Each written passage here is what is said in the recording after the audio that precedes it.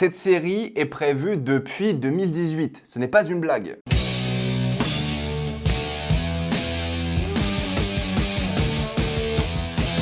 Chaos. Comme d'habitude, jusqu'à la minute indiquée dans le titre de la vidéo, il n'y aura pas de spoilers, que vous êtes tranquille, après on va tout spoiler. Chaos est l'histoire d'un monde contemporain, à notre époque, disons, dans lequel les dieux de la mythologie grecque existent. L'un d'eux, Zeus, domine le monde d'une main de fer et il veut constamment être vénéré alors que la population croit de moins en moins en lui. Avant, j'aimerais remercier le partenaire officiel de cette vidéo, c'est BorgosVPN et ses 38 millions d'utilisateurs et presque 5 sur 5 sur Trustpilot. Vous les connaissez aujourd'hui, c'est le meilleur moyen de soutenir la chaîne et c'est un service utile. Votre catalogue cinéma sera doublé sur la plateforme de streaming et parfois vous cherchez un film précis, vous tapez son nom dans Google et où regarder après et il y a des sites qui vous disent dans quel pays le film est disponible. Quand vous l'avez, vous changez avec le VPN, que ce soit au Canada, Royaume-Uni, États-Unis, Suisse, Belgique, Italie, peu importe, pour avoir la VE, STFR et même la VF pour ceux que ça intéresse. Quelques exemples, sur Netflix, vous avez évidemment Godzilla Minus One, l'excellent en noir et blanc aussi, ce qui est vraiment cool, mais vous avez aussi la série Scavenger's Reign qui est superbe. Sur Disney+, vous avez déjà Le Nouveau Royaume, La Planète des Singes, vous avez Immaculé, vous avez aussi Kinds of Kindness, que beaucoup n'ont pas vu en salle, et sur Max, qui est inclus dans votre abonnement canal, ne l'oubliez pas, c'est la fête. Dès la semaine prochaine, vous avez Le Garçon et le Héron, vous avez dès maintenant des films comme Furiosa, comme Dune 2, les deux en 4K d'ailleurs, ou même le nouveau film Horizon qui est sorti récemment. Vous pouvez même avoir accès à YouTube Premium pour beaucoup moins cher, donc pas de publicité et même vos vidéos en téléchargé ou en mode podcast. Pour que ça fonctionne simplement et moins cher, vous prenez un pays de l'Union Européenne comme la Roumanie et la Bulgarie, mais vous pouvez aller au-delà aussi, mais c'est bien plus compliqué, il faut bidouiller un petit peu. Mais en UE, c'est top, ça fonctionne et ça change la vie. Vous serez en bien plus grande sécurité avec un VPN, que ce soit sur la Wi-Fi de l'université, de l'aéroport, de l'hôtel ou même de chez vous. Vous pouvez partager un compte avec cette personne au total, c'est disponible sur tous vos appareils préférés et c'est super simple d'utilisation. En quelques clics, c'est fait et tout le monde peut le faire aisément. Vous pouvez essayer par vous-même car vous êtes satisfait ou remboursé sous 45 jours et vous avez une assistance technique en français 24h/7. Utilisez le lien dans la description, dans le commentaire épinglé, afin de vous abonner à BorgosVPN et bénéficier de 83% de réduction plus 4 mois gratuits. Foncez sur l'offre. Pour ceux qui se posent la question, j'ai hésité entre cette critique-là et En Place saison 2, parce que j'ai vu aussi En Place saison 2, mais j'en parlerai dans ma vidéo bilan du mois, parce que j'avais pas beaucoup de choses à dire. C'est peut-être pas très intelligent pour les vues, mais en vrai, j'attendais cette série depuis 2018 parce que moi, le concept m'intéressait. Pourquoi? Parce qu'à l'époque, les gens étaient énervés. L'annonce était claire. Netflix prépare une série sur la mythologie grecque, donc les gens étaient contents, puis ensuite, ils avaient pas lu que c'était une série sur la mythologie grecque à notre époque. Et ça, forcément, les gens s'énervent parce qu'ils veulent toujours une série sur la mythologie grecque à l'époque. Mais bon, il faut comprendre qu'en termes de budget, ce genre de truc, c'est quasiment impossible pour une série, ou très très rare, ou alors vraiment, il faut que ce soit une série porte-étendard d'une plateforme. Parce que retourner dans la mythologie grecque, les décors, tout ça, les effets spéciaux, parce que c'est ça que vous voulez God of War ou le Clash des Titans là. C'est un format qui marche bien au cinéma, même si c'est vrai qu'on n'a pas beaucoup de choses comme ça au cinéma, mais des réinterprétations de la mythologie grecque, il y en a plein. Et cette série en fait un petit peu partie. Elle était dans un limbo éternel pendant des années, 6 ans après l'annonce quand même, c'est assez rare hein, pour une série. Et moi je l'attendais parce que les gens, c'était plein. Les gens ont dit non mais ça va juste être un Percy Jackson. C'est pas du tout ça. C'est pas du tout une sorte d'histoire en mode Odyssée comme Percy Jackson. C'est plus une satire politique et sociale de plein de choses différentes que je vais évoquer après, mais ça ressemble beaucoup à The End of the Fucking World, que beaucoup d'entre vous aiment. C'est normal, c'est Charlie Covell qui s'occupe de la série, c'est la créatrice et showrunner de The End of the Fucking World. C'est donc elle qui s'occupe des 8 épisodes de 45 minutes environ de Chaos, et ça se ressent clairement. Mais est-ce que ça vaut le coup? Eh bien, il faut savoir qu'on est en Crète, alors même si ça a été filmé en Espagne, parce que ça se voit directement que c'est filmé en Espagne, en plus il y a des monuments espagnols qui sont montrés dedans. C'est censé être en Crète en 2024, disons, ou en tout cas à l'époque contemporaine. Et dans ce monde où les dieux existent, forcément d'autres figures de la mythologie grecque existent. Je vais les citer surtout en spoiler, mais ça va de Dionysos à Eurydice. Et ça va forcément raconter des histoires de la mythologie, parfois de manière assez juste, entre guillemets, des histoires que vous connaissez, et parfois ça va prendre des libertés. Donc n'allez pas y chercher une adaptation de la mythologie grecque. C'est juste reprendre des personnages, un peu parfois des intrigues de ces personnages-là, pas tout le temps. Les conclusions par exemple sont pas toujours les mêmes ou des choses comme ça. N'y allez pas en attendant ça, je précise. Il y a plein de libertés qui sont prises. Mais forcément dans un monde où les dieux existent, c'est Zeus le dieu principal, interprété par Jeff Goldblum. Et c'est intéressant parce que Jeff Goldblum, il fait du Jeff Goldblum. C'est ça qui est fun. Ego surdimensionné, mais à la fois manipulateur, méchant, surpuissant, mais qui aime aussi la méchanceté, qui torture des humains, qui les méprise. Habillant en Gucci, il s'en fiche de sa famille, il pense qu'à ses propres intérêts. Il veut que les humains le vénèrent par la peur et puis basta, et vu que le monde croit de moins en moins en lui, il établit un plan pour que les gens y croient de nouveau. Par exemple, une femme va se sacrifier, parce que c'est ça qu'ils font, hein, des sacrifices, et il va critiquer ses chaussures, alors qu'elle vient de se sacrifier pour lui. Bref, c'est une vraie critique de ça, d'un homme qui voit son règne en danger et qui va appliquer la force justement sur la population afin de garder son règne. Et c'est là les nombreuses thématiques. Ça va parler de la religion qui emprisonne les gens pour que les puissants des nombreuses religions les manipulent pour leurs intérêts. Donc il y a un côté quand même assez pessimiste et négatif de la religion. Ça parle beaucoup de blasphème qui n'est pas autorisé et tout, et des choses comme ça, parce que c'est illégal en théorie dans ce monde où les dieux existent. C'est presque du terrorisme. Et d'ailleurs, si on parle de terrorisme, il y a un passage sur l'immigration des Troyens, par exemple, et le terrorisme qui est lié. C'est avant tout une critique sociale et politique. Ça va parler du contrôle des élites sur la population, à quel point les élites s'en fichent des humains, mais les utilisent pour leurs propres intérêts, à quel point les humains les adorent ou les respectent et tout, et peu veulent ou peuvent s'insurger à cause de la peur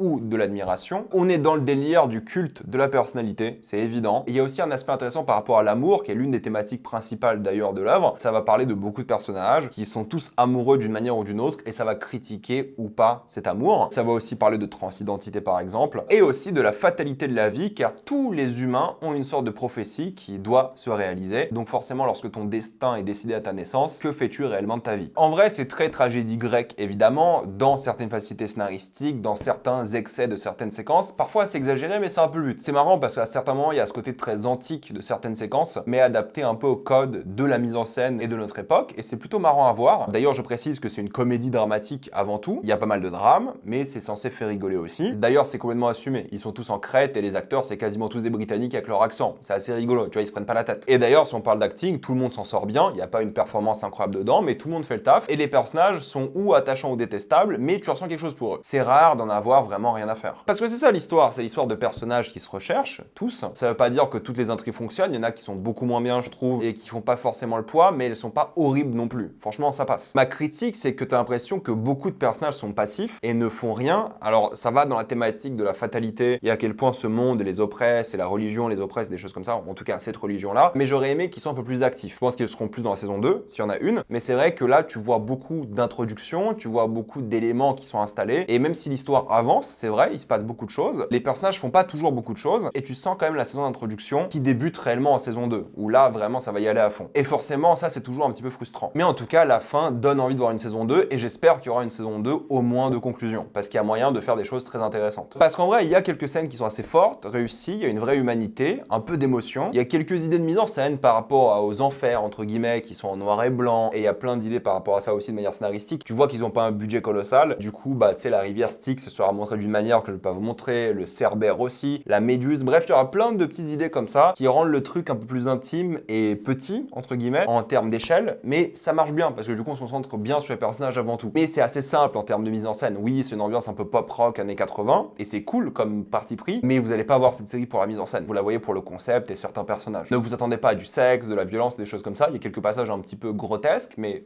plutôt cool. Ça va peut-être briser le quatrième mur avec Prométhée qui s'en occupe, qui est omniscient par rapport à la série et qui explique tout à haute voix. Ça peut énerver certaines personnes, mais je trouve que ça passait. Oui, c'est une série, je dirais pas teenager, parce que la majorité des acteurs sont adultes, mais un peu edgy, presque nostalgique, en mode années 80 à certains moments, juste avec des dieux. Par contre, je pense vraiment que 6 épisodes auraient été mieux. La série aurait été plus divertissante, mieux foutue d'après moi, en limitant les épisodes. Plus compacte, oui, ça traîne un petit peu en longueur et certaines intrigues auraient pu être un peu écourtées, mais ça reste divertissant. Honnêtement, j'ai pas détesté regarder les 8 épisodes d'un coup. Et c'est cool parce que vu que tu connais les personnages et tu connais les mythes, t'attends que les mythes se réalisent, et lorsqu'ils se réalisent ou pas, ça marche plus ou moins bien. Mais pour conclure, en vrai, c'est sympathique. Est-ce que ça méritait d'attendre 6 ans pour ça? En réalité, non. Mais c'est cool, c'est assumé, c'est relax, c'est divertissant, il y a un peu d'émotion, un peu de cœur. Oui, c'est un peu long, oui, il y a pas trop d'idées, oui, c'est trop simple, et t'aurais aimé que ça aille un peu plus loin, et le climax, ils vont pas assez loin. C'est ça le truc, c'est que c'est une saison 1 où ils testent un peu l'audimat, tu vois, qu'ils sont pas confiants 100% dans la série, mais je pense que s'ils font une saison 2, ils vont oser aller un peu plus loin, ils vont s'amuser avec le concept, et en vrai, vous allez vous attacher à certains personnages, ça va être plutôt divertissant. Je peux la conseiller, c'est pas pour tout le monde, mais si vous avez aimé le délire The End of the Fucking World, ça peut être sympa. Ne vous attendez pas juste à une série sur la mythologie grecque, hyper sérieuse, c'est une comédie dramatique, doucement. Mais avec quelques moments assez intelligents et bien foutus, et des arcs assez réussis, donc oui, ça donne envie de voir la suite. Je dirais pas que c'est une grande série, loin de là, c'est convenable, c'est sympa, peut-être un peu oubliable, mais en vrai, j'ai passé un bon moment, même si c'est pas indispensable. Maintenant, on va passer en spoiler. Ma frustration, c'est que des personnages comme Dionysos, qui est intéressant, bien joué, ne fait pas grand-chose. Il veut être aimé par son père, il veut avoir une importance dans la famille des dieux et des choses comme ça, mais il est malheureusement assez passif. Et ça, c'est un petit peu dommage. Il est vraiment spectateur de ce qui se passe plus qu'autre chose, et c'est un peu décevant. J'aurais aimé qu'il soit un peu plus actif. Et en fait, il n'y a pas beaucoup de personnages qui font des choses. Tu vois, Hera, ce qu'elle fait la majorité du temps, c'est ou se venger des femmes avec lesquelles couche Zeus, ou tromper Zeus, ou écouter les murmures des gens. Tu vois qu'il y a un truc où les dieux s'ennuient un petit peu et ils ne font rien, et beaucoup de personnages ne font rien. Et c'est ça un peu la frustration, c'est que t'as envie qu'ils soient plus actifs, qu'ils fassent des choses, mais c'est paradoxal parce qu'en même temps, l'histoire avance, parce que le monde avance, et les personnages avec eux. Mais ils font rien, ils subissent le monde. C'est peut-être voulu, c'est peut-être la critique, mais lorsque tu regardes une série, t'as l'impression que quasiment aucune action des personnages n'impacte le scénario, n'impacte le monde. Je dis pas que tous, évidemment, et ça joue pas mal sur les thématiques, et à quel point les dieux détestent les humains et tout les maltraitent, bien sûr. Et ça parle de l'amour, comme Poséidon et Héra, ils ont un petit truc, ils sont vraiment amoureux, mais c'est pas assumé, parce que Zeus va les tuer si c'est le cas. Chaque personnage est différent, a une vraie personnalité, comme Poséidon, qui est bien plus relax en tant que dieu, qui soumet quand même les humains, mais avec moins de violence tout de même. Mais en vrai, les dieux, ce qu'ils font, c'est qu'ils dirigent un peu les humains vers des trucs que les dieux veulent qu'ils fassent, quoi. T'as l'impression que les actes des personnages sont faits pour les thématiques, tu vois, pour montrer l'amour, en fait. L'un des personnages les plus actifs, au final, c'est Hadès, qui essaie de faire son taf comme il faut, mais il voit que c'est pas gérable, il voit que c'est plus possible comme ça, il doit faire face à Zeus, et c'est d'ailleurs le seul dieu qui est un peu sympa parce qu'il comprend et il fait juste son taf, et j'aime beaucoup l'idée de l'enfer, qui est juste une nouvelle vie où tu te bosses, en fait. C'est en noir et blanc, la bouffe a pas de goût, l'amour a un petit peu de goût, c'est vrai, mais personne a ce désir d'amour ou quoi. C'est juste la vie du travail, normal, que les gens détestent pas, mais ils ressentent rien. Et c'est intéressant cette vision de l'enfer. Alors je suis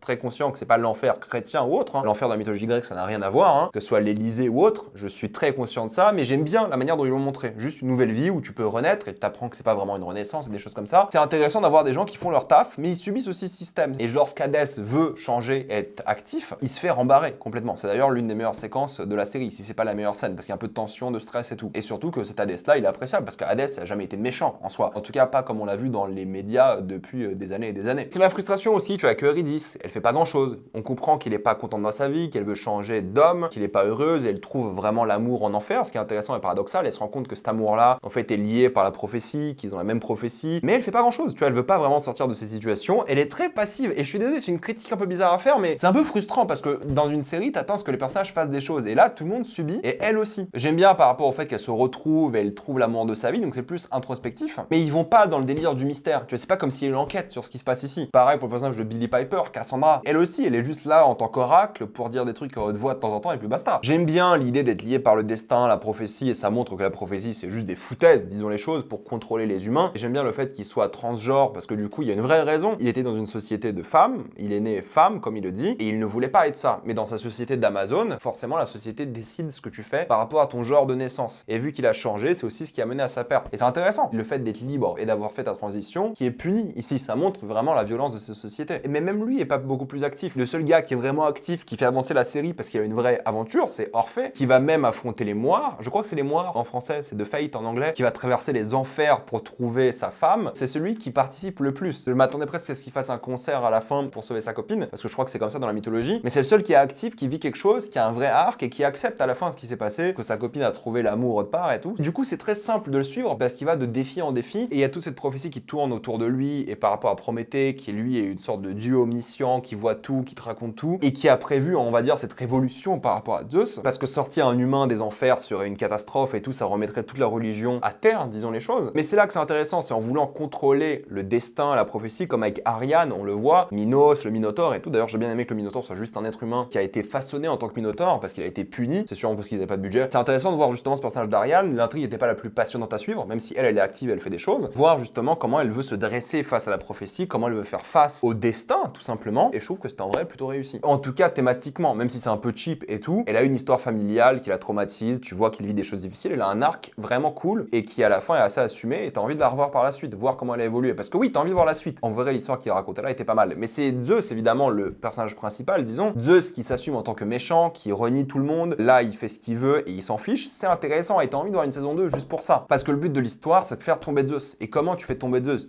Zeus qui a plein de problèmes, il ressemble beaucoup à son père, Chronos, et des choses comme ça. Tout le monde gravite autour de lui, tout le monde a un petit peu peur de lui, ils essaient tous de le manipuler comme ils peuvent, mais ils n'y arrivent pas. T'as envie de le voir assumer et voir Jeff Goldblum en tant que vrai méchant dans la saison 2. Est-ce que ça se fera? Je ne sais pas. Mais t'as envie de voir comment ils vont faire tomber Zeus parce que thématiquement, les pièces sont mises sur l'échiquier pour le faire tomber. Entre la destinée qui a été bafouée, les gens qui reviennent des morts et des choses comme ça, l'amour qui est mis de côté par Zeus et c'est vraiment l'une des forces de la série, ça peut être vachement intéressant. Des thématiques sérieuses sérieuse et cool et bien interprétée, même si pas toutes les intrigues sont fun, parce qu'il y a une frustration quand les gens sont passifs. En vrai, j'ai envie de voir ce qui va se passer par la suite. Je vais m'arrêter là, mettez-moi dans les commentaires ce que vous en avez pensé. Avez-vous adoré ou détesté? J'ai envie d'avoir votre avis. Avant de quitter cette vidéo, pensez à utiliser le lien dans la description en anglais afin de débloquer toutes les plateformes de streaming en toute accessibilité et sécurité. Tout ça pour 2,03€ par mois plus 4 mois gratuits. Foncez sur l'offre. Et pensez à vous abonner à la chaîne pour voir les prochaines vidéos. Mettez un j'aime, ça aide beaucoup la chaîne. Suivez-moi sur tous mes réseaux pour plus de contenu exclusif. Et moi, je vous dis à la prochaine fois. Salut à tous.